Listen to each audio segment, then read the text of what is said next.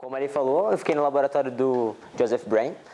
Lá vocês vão conhecer ele é muito gente boa, assim. Ele vai querer que vocês chamem ele de Joe Brain. Ele está aqui nessa foto. E essa é uma vista da janela do lab. Daí, quem já foi para esse lab? Então, o Lucas Nóbrega foi o primeiro aí. Ele foi em 2011, então ano retrasado. Ele está aqui. E ano passado, eu e o Renato. E esse ano estão lá o Pedro e a Andressa. Daí, onde que fica o lab? O lab fica na Escola de Saúde Pública, que fica aqui, olhando o mapa assim, é meio difícil de saber, mas como referência, esse aqui é o jardim da Medical School. Então, aqui é o jardim, bem do lado já é uma das entradas para a Escola de Saúde Pública.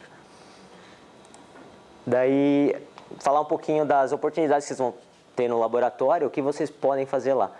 Então, nesse ano que passou, deu para ajudar em trabalho. Então, tipo, professores lá e estudantes e outras pessoas que trabalhavam no laboratório pediam ajuda em trabalhos. Então, você pode ajudar em trabalhos, participar. Você pode escrever um trabalho também. Então, isso partiu do Joe Brain mesmo. Então, esse que está no fundo é parte do trabalho que ele ajudou a escrever. E, tipo, é um desafio, assim, e ajuda muito. Porque já é difícil escrever em português, em inglês também. Daí, também, uma coisa muito importante que lá tem muito, assim, tipo, muito dado de tudo, tipo, organizar e entender esses dados, e ajuda muito a perceber que por trás de um gráfico em qualquer paper, tipo, tem muito trabalho, assim. Tipo, um gráfico simples, assim, que pode ficar ruim ou pode ficar bom, tem muito trabalho por trás. E também, claro, ter contato com os procedimentos de laboratório para conseguir coletar todas essas informações.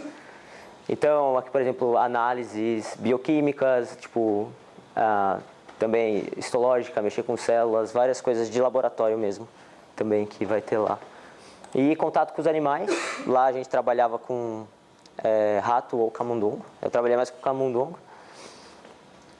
E o que eu acho que foi mais enriquecedor é o senso crítico de pesquisa e o pensamento científico, que isso você vai aplicar para qualquer área, independente do que você for fazer. Isso é o mais importante, você pegar um paper e, sei lá, ter um senso crítico e analisar aquilo de uma outra forma. Isso ajudou muito esse ano que passou. E daí, que assuntos geralmente que eles trabalharam lá nesse ano e que eles geralmente trabalham? Então, no laboratório do Joe Brain, eles veem basicamente o efeito de diferentes partículas ou patógenos no organismo, principalmente nos pulmões. Uma coisa que a gente trabalhou bastante foi com nanopartículas. Então, a gente pegava nanopartículas, colocava dentro do pulmão e viam quais eram os efeitos dessas substâncias. Daí, por exemplo, aqui é óxido de zinco, que era produzido num laboratório associado ao nosso. Daí a gente administrava óxido de zinco no pulmão de camundongos, por exemplo, e depois fazia a lavagem pulmonar e analisava, por exemplo, a albumina e muitos outros parâmetros, mas aqui só de exemplo a albumina. Então, coletava vários dados de diversos animais, de controles, e fazia curvas dose e resposta como essa, por exemplo. E também tem a possibilidade de seguir uma substância pelo corpo. Então, por exemplo, administrou uma nanopartícula pelo pulmão. Eles têm como rastrear que quantidade foi para cada órgão, por exemplo. E como eles fazem isso é uma coisa que acho que eu só vi no lab do Joe Brain, que eles mexem com radiação. Então, basicamente, essa é uma técnica muito sensível, assim, e que todo mundo tem um monte de dúvida, tipo, para que serve, como que funciona, se é perigoso e como que produzem essas partículas, né? Então, tentando responder a primeira pergunta, para que a gente usava as partículas radioativas? Você injetando, por exemplo, uma dose de partículas radioativas no pulmão, essas partículas vão acabar sendo absorvidas para o sistema linfático ou para a circulação. E dali ela vai se distribuir para diversos órgãos. E também parte dessas partículas acabam indo podem ir para o trato digestivo, serem absorvidas, e para os diversos órgãos também. Mas a grande diferença da radiação é que ela é muito sensível e permite quantificar quanto que foi para cada um dos órgãos. E isso era feito com o contador gama. Então, dentro de cada tubinho você pode pôr uma amostra, por exemplo, um rim, sei lá, ou os pulmões. E ele é muito sensível. Então, doses minúsculas assim, de radiação ele consegue diferenciar bem e ver quanto que foi para cada uma das partes que você decidiu analisar. E se é perigoso? Não, porque lá a gente mexe com doses muito baixas.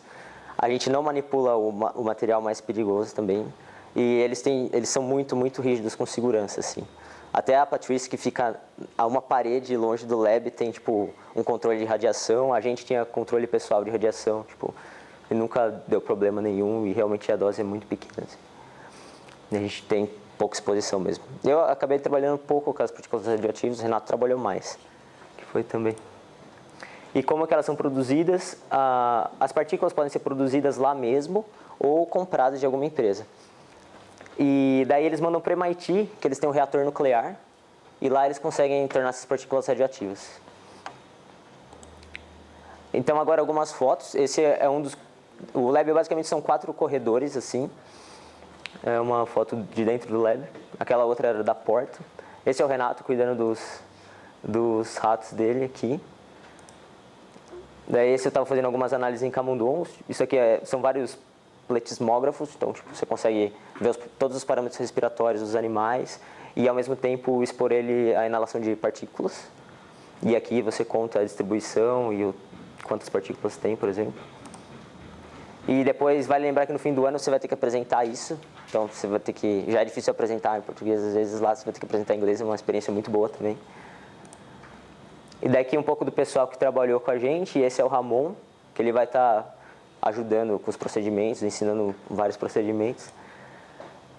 Vai ter a oportunidade também de conhecer gente nova, por exemplo, esse é um pesquisador da Alemanha, que foi visitar o laboratório. Daí o Joe Brain falou assim, a gente precisa de alguém para ser guia dele pela cidade.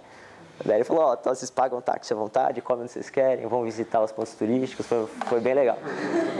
É bom. Daí só a droga que choveu no dia, mas mesmo assim foi bom. Esse é o Joe Brain, e esse é o Nagardian, outro pesquisador lá do laboratório também.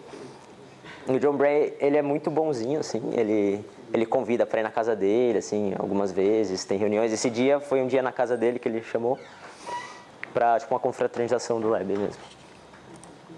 E é isso, espero que tenham dado para ter uma noção do laboratório do Joe Brain.